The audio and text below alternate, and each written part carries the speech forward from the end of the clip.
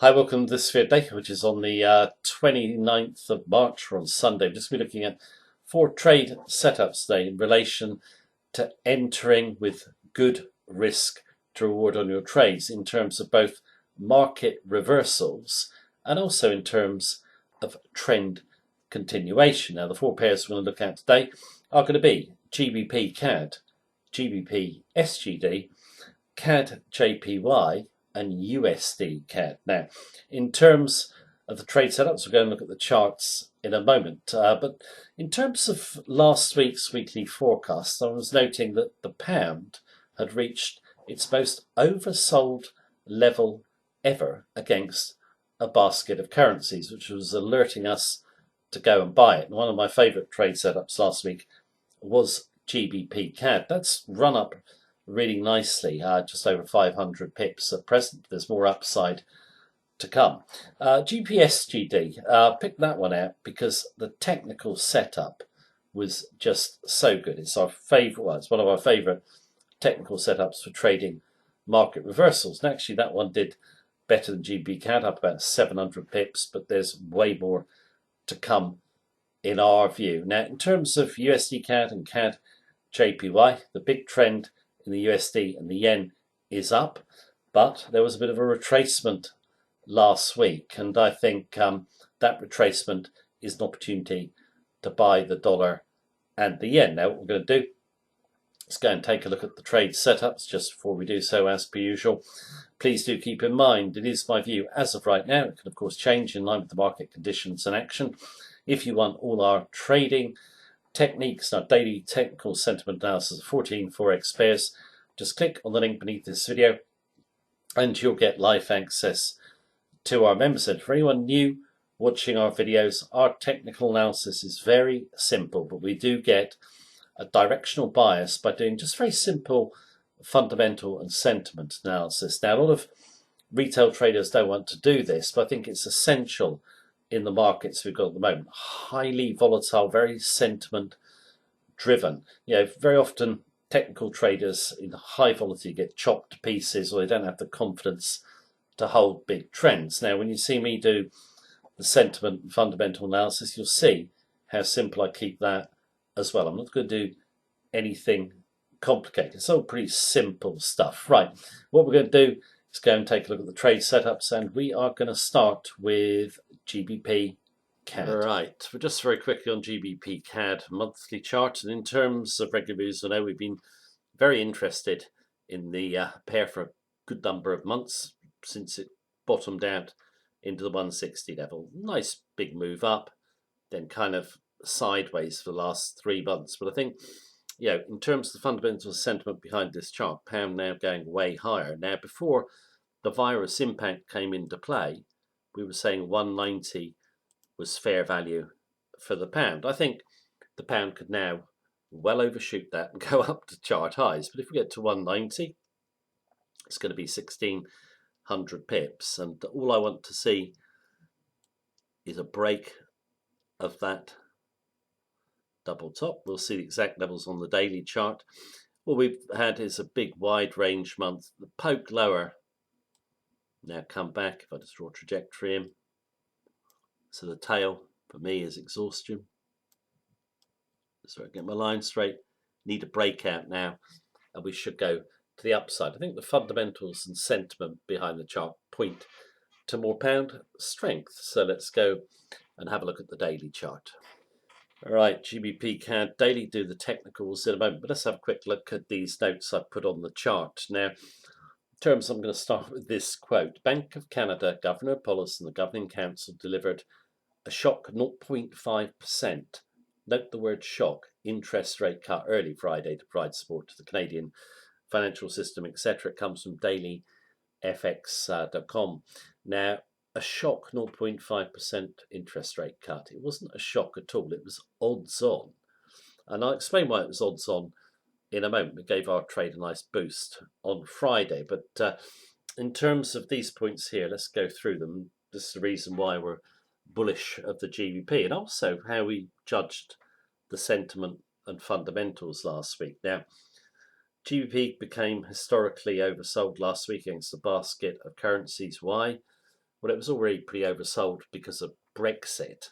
Had made some ground back, but then of course you had the Bank of England had cut rates. Then you had all that massive fiscal stimulus from the government that created that really big fall after we got up to the 180 level.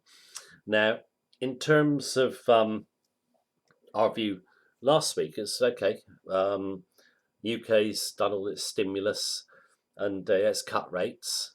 Canada are going to follow. And there's a lot of people in the market who didn't think that they would. Well, the virus is having a big impact in Canada and will do going forward. So they're going to come in with fiscal stimulus. They did that. And then the Bank of Canada cut rates. I just did not see that as a surprise. And for anyone new to Forex trading, you never take the words of these so-called experts because they just don't think through the facts a lot of the time and look for the discount. Bad news was in for the GBP, and the same, action the UK took, Canada was going to take. There'd be no reason for them not to. Now, in terms of which is the stronger currency longer term, my own view is probably the GBP. You can see a lot of volatility in the short term, but if we take the fact that UK has got a lower exposure to international trade, commodity currencies most exposed of the majors to global growth, which we know has collapsed, and global trade slowed to a trickle. So going forward, we favour the GBP. And just sort of go to point number 5, which is, oil and gas, very important to Canada, 10% of GDP. Look at the price of Western Canadian Select. It's at $4.58 a barrel. Now, in terms of Western Canadian Select, it's a crude oil. It's a heavy crude. And also, when you look at a lot of analysts who give their views on the CAD, they often say, well, WTI fell hard, so that could hurt the Canadian dollar. WTI, Western Texas Intermediate crude, is not the main crude for Canada. It's Western Canadian Select. And it's taken a bigger beating than WTI. Look at it. Costs now are more to ship it than to buy. I spoke to someone in the oil industry in Canada who said to me, you can buy a barrel for a pint of beer. That is really bad news. Okay. Also, Canada's got high household debt, a lot of business debt as well. Just feel the GDP is going to be stronger going forward. Now, in terms of the technicals, if I draw that line in there, we tumbled down here. Okay, we felt when this candle had closed up, that was the exhaustion of the selling. We poked through a good level of support here at around number 165, finished blue. We decided to go long 169.30. We get triggered on that red actually. Now, obviously, did finish red on the day with a tail, but didn't bother us too much because the tail couldn't get that tail. We exhausted back. Blue comes in, get another wild red here. That tail can't get down to that tail. That tail there can't get to that tail. And then we're off, and we get that big boost from the Bank of Canada with their shock interest rate cut. So let me just draw a trajectory in. Probably don't need it. You can see the general idea. You can see the tails basically exhausting and working, or the GP working its way higher. Now, where are we going to go next? My own view is this 175 level needs to give way. We poked at it. Needs to get above that and clear it, then we'll be off to 180 and then hopefully 190. I don't rule out a dip, but you've got one level of support here to key off, which also lines up with the 20-day moving average, which we think now it's broken, we're heavily bullish, should provide support. And then you've got very heavy support in our view at 170. If we broke out nicely, get the stop up behind the 20-day moving average, see if she runs, and I think we could see a nice big move up to 180, 190. So 1,500 odd pips ahead. Now, in terms of when you're trading these markets at the moment, they are incredibly spiky. Okay, so things do change every day, but our perspective, where we see this one, pound is a buy on dips or a buy on a breakout and clearance of that 175 level. Now, in terms of, we're going to look at another couple of CAD pairs, but I also want to look at the GBP pair I mentioned earlier, GBP SGD, which is one of our favorite trade setups. So let's go over, take a look at GBP SGD. GBP SGD, just using the chart from our members center. Now this is one of my favorite types of technical setup. I'll go through why I picked out the Singapore dollar as having good potential in a moment. Now, in terms of the British pound, it falls hard. Okay, the volatility is really high. You can see that from the width of the Bollinger Bands, and we slip with a full candle body outside of the Bollinger Band. Now, you're not going to stay outside for long on really high volatility as a general rule. And what we can note is we took out this level of support, which then becomes resistance. We bounce back through the level. Okay, what you can also see is one poke, two poke, three pokes, three tails. They'll try to poke at the round number 165. They can't get there. Exhaustion, back through, then off to the upside. You have another candle tail come down to the outer Bollinger Band, but it can't get through that body.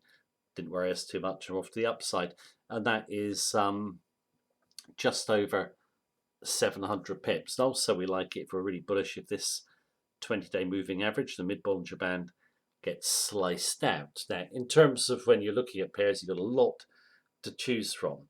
Said the CAD I felt was the most overbought major, but the Singapore dollar is very overbought as well. Let me just show you something. This nice little chart here. It shows the change in debt. Okay, here in terms of percentage, and then down here, USD denominated share of debt. Singapore, only a tiny little country. Look at the size of its debt. It's huge. Also, with Singapore, it is arguably the country that is most exposed to global growth and trade. It's also heavily exposed to China. Very overvalued, and just see a lot of upside potential in the GBP. So it's a more minor pair, but you want the best risk to reward you can get, the best profit potential against risk. And I know that a lot of traders won't trade the more minor pairs, but I think that's a mistake. We make most of our money trading perhaps the lesser looked at pairs, or what people would consider the lesser looked at pairs. Also over here, I'll just show you another chart. This one here, obviously I spoke about the Canadian dollar earlier on. Look at their non-financial sector debt right at the top. Elevated debt levels make social distancing more costly. Well, that's pretty obvious. Massive non-financial sector credit debt. Also, businesses, heavy debt. And, there is slowing investment into Canada as well. So that came into the equation when we were buying GBP CAD. Where's the chart? I've lost it. Oh, there it is. In terms of upside potential, how far am I going for? I think we could get up as high as the 2 level. I quite fancy just to continue on. I'm going to tuck the stop back behind that tail now. Nice strong close, looking for continuation. Break chart highs, then up to 2. It'd be very nice if we got up there. Even if we don't, we'll come out with a nice profit. Markets are extremely volatile at the moment, like I said, and a lot of traders frightened of volatility. Don't be. Just get really good risk to reward entries. Low risk, high reward on the other side. You get a lot of trades wrong, just a few right, and you make money. Right.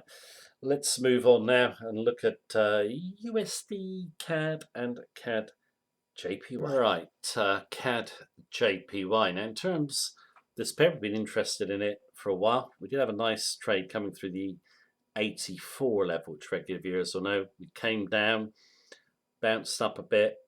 I bought the stop down. We got a stop down. We made a good profit out of the trade.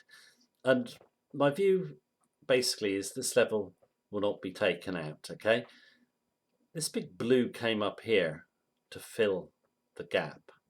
Get the lower, come back up, and another big blue slaps in to the level but can't get through. You get a little red candle there, which you probably hardly see.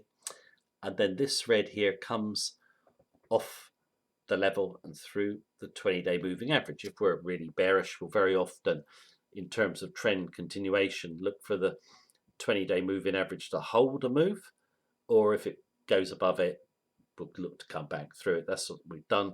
No big difference between our entry and the price close on Friday. I think yen, number one safe haven currency, it's also very, very oversold. We did have that big surge in the stock market last week, which helped the CAD, but it couldn't get through the level. I'm looking for the markets or investors to remain nervous in the week ahead. So looking for some good motion to the downside at chart lows, then down to 60. That's my long-term objective. The risk on the trade isn't too much. It's 210 pips against 1,700 on the other side. Obviously, you manage trades as they go, so reviewing it daily. But yeah, it looks a really good trade setup to us. Good expected payout against risk. Let's go to the last pair we're going to look at, which is going to be USD CAD. We did have a really long-term trend in this one, picking up above the 130 level, just holding it, came out with over 1,000 pips in profit. Then when we came down and went to go back up again, I decided to do another long, and I promptly got stopped out. I think it was about 180 pips. We run on to the downside, and we come to the 20-day moving average. I view the big trend as up, and I think the dip to the average will be a buying opportunity. I've already gone in. Okay, we touched the 20, finished red, but off the 20-day. It has to come back through 140. If it comes back through 140, then up to 145, then possibly on to 150. Again, the risk against the reward is not too bad at all. I mean, it's good. I think if you're new to our videos or you're a beginner, never worry about getting stopped out. Just skew the risk to reward in your favor, okay? Which I think in terms of the trade setups, you get the general idea of the way that we do it. And also try and do some simple sentiment and fundamental analysis. Price action trading in this environment is incredibly hard. I know a lot of educators say they do it and they do it successfully. You never see their trades, which I point out very often. Anyone can look at our trading levels in advance on a daily basis. Should be an active week ahead. We shall see what happens with these pairs. But that is the video for today. Thank you very much for watching me as usual. Take care and have a good day.